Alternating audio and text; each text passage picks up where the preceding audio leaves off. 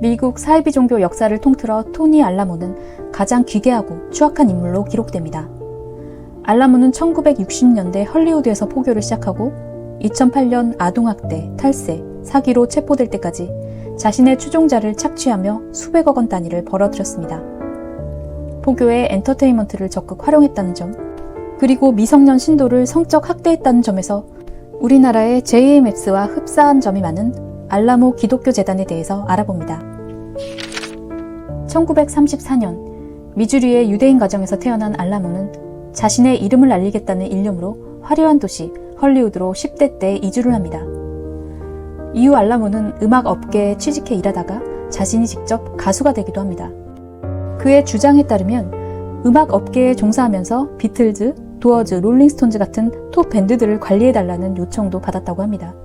사실인지는 확인할 수 없지만 그는 1960년대부터 그리스도 재림을 예언하는 거리의 설교자로 주변에 명성을 얻기 시작했습니다. 뉴욕타임즈에 따르면 알라모는 초자연적인 경험을 가진 후에 기독교를 전파하게 됐고 성노동자, 알코올 중독자들을 위해 복음을 나누기 시작했다고 말합니다. 그의 복음 내용은 사이비스러운 음모론으로 가득했죠. 바티칸이 백악관과 유엔 그리고 세계 언론을 통제하고 있다고 주장했습니다. 또 UFO가 하늘에서 온 메시지이자 시대의 종말을 알리는 신호라고 설파했습니다. 1966년 그는 수잔 알라모와 결혼을 했는데 끼리끼리는 과학일까요?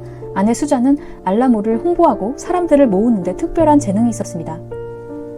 그들은 자신들을 지저스 브릭스라고 부르고 헌신적인 추종자 그룹을 본격적으로 모았습니다.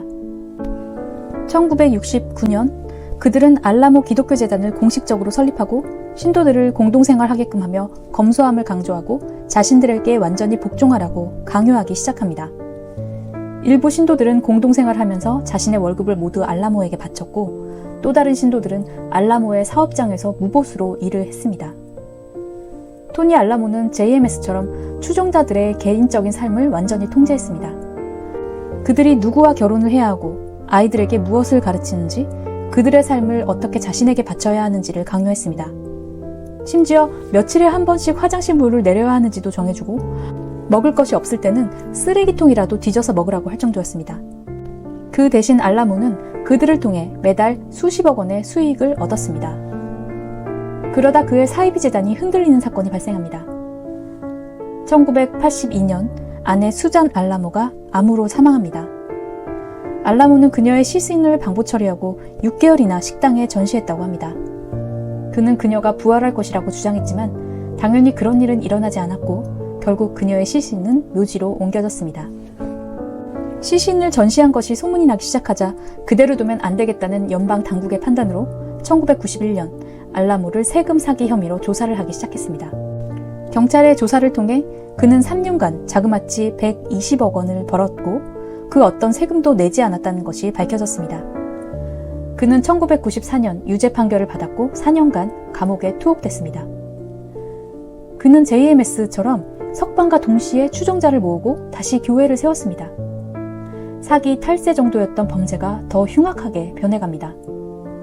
그는 바티칸이나 UFO에 대한 음모론 이외에 성에 대한 논쟁을 설파하기 시작했습니다. 그는 신이 일부 다처제를 인정했고 게이들은 사탄에 의해 보내졌다고 주장합니다. 또한 하나님이 마리아가 11살 때 마리아를 임신시켰다며 어린 소녀들은 월경이 시작하자마자 결혼해야 한다고 설교합니다. 정말 누군가와 흡사하죠. 아내 수잔이 죽자마자 알라모는 폭주하듯 여러 명의 여성을 아내로 삼기 시작했고 날이 갈수록 더 어린 아내와 결혼을 했습니다. 최소 5명의 소녀들이 그와 비밀 의식으로 결혼을 강요받았습니다. 당시 5명 중 가장 어린 아이는 겨우 8살이었다고 합니다. 드디어 2008년 알라모는 아동학대와 포르노 혐의로 다시 압수수색을 받습니다. 연방 공무원들은 그가 미성년 소녀들과 성관계를 갖기 위해서 다른 주로 그들을 데려간 증거를 발견했습니다. 그는 유죄 판결을 받고 175년형을 선고받았으며 2017년 82세의 나이로 감옥에서 사망합니다. 알라모는 감옥에 있으면서도 추종자들의 삶을 필사적으로 통제하려고 했습니다. 추종자에서 정신을 차리고 탈교한 수잔 그룩스라는 사람은 알라모는 망상적이고 나리시즘이 있으며 사악한 사람이다. 감옥에서도 자신의 삐뚤어진 방식으로 교회와 추종자들의 삶을 통제하려고 문서를 작성했다고 폭로합니다. 그녀는 나는 더 이상 지옥을 믿지 않지만 지옥이 있다면 알라모보다 더 사악한 사람은 그곳에 없을 것이라고 증언했습니다. 글쎄요, 더 사악한 사람이 한국에 있는데 말이죠. 알라모는 감옥에서 죽을 때까지 썩었으니 사이다 결말이라고 할 수 있는데 우리나라의 그 사람과 그 사람의 충실한 협력자들은 어떻게 될까요?